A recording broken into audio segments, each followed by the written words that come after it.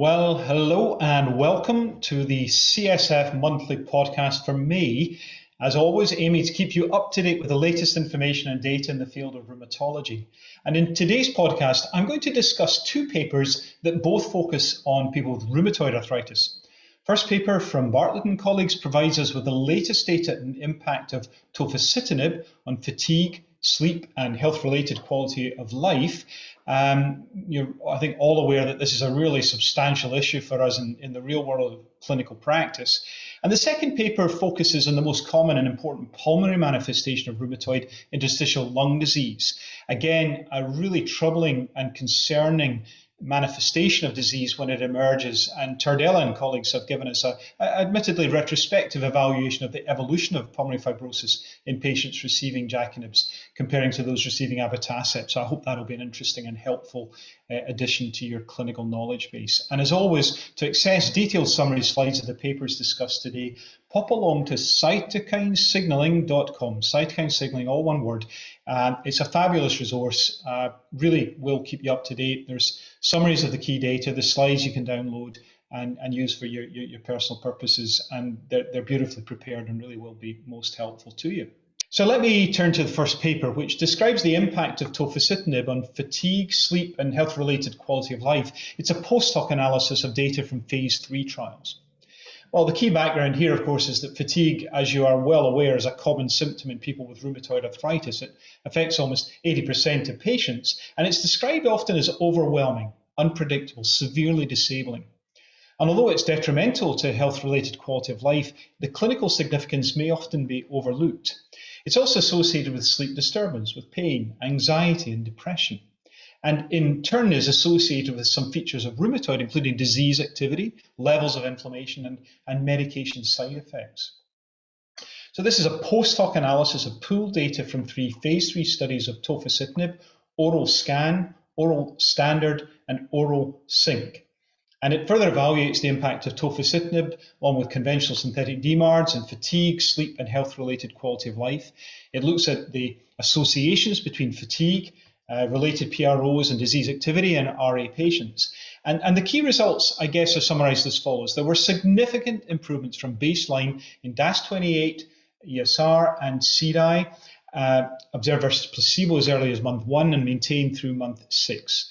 Active treatment led to significant improvements from baseline in FACIT-F and MOS-SS and SF36 composite and domain scores versus placebo, which again were observed as early as month 1 and maintained through month 6.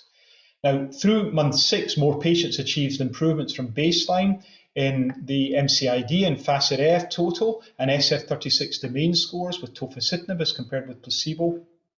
And through month 12, some nominally significant improvements with tofacitinib versus adalimumab were observed.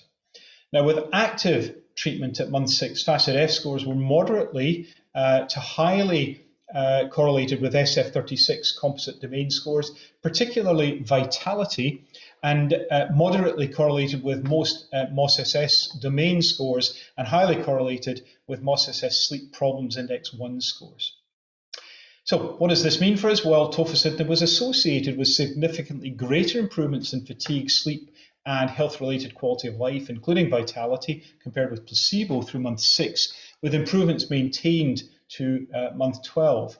The correlations between fatigue, PROs of sleep, health-related quality of life, and disease activity observed at month 6 underscore the congruence of fatigue and health-related quality of life with multiple aspects of physical, emotional, and social health.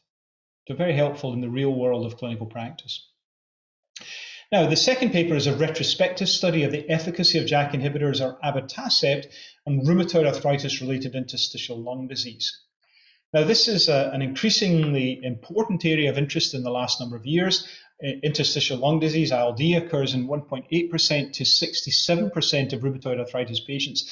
That spread tells you that there are issues here of definition and sensitivity of detection straight away. When it's present, it can lead to worse prognosis and mortality. And the management of RA-ILD is challenging because there's actually still quite limited information available and very few dedicated clinical trials informing this topic.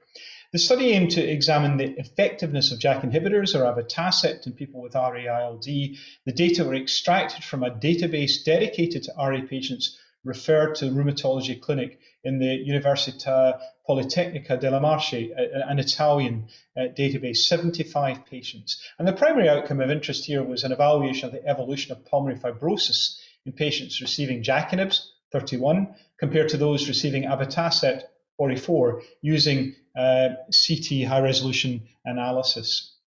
The secondary objective was to identify predictors of an unfavorable treatment outcome in RA-ILD during JAK inhibitor therapy, although there are small numbers in this regard. So I mentioned already 75 patients in total, 31 received a JAK inhibitor, 44 received abatacept. Both treatment groups were generally similar from the demographic point of view. In the JAK inhibitor group, 16% showed RA-ILD progression, 64.5% were considered stable, and 19.4% of patients demonstrated improvement in the ILD component. In the abatacept group, 11% of patients showed progression, 72.7% were considered stable, and 16% of patients demonstrated ILD improvement. Evaluation of pulmonary evolution did not show a statistically significant reduction in progression. And in JAK inhibitor-treated patients, the only RA-ILD progression-related variable was disease duration of rheumatoid.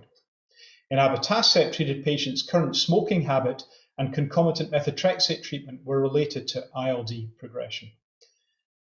Again, small numbers here.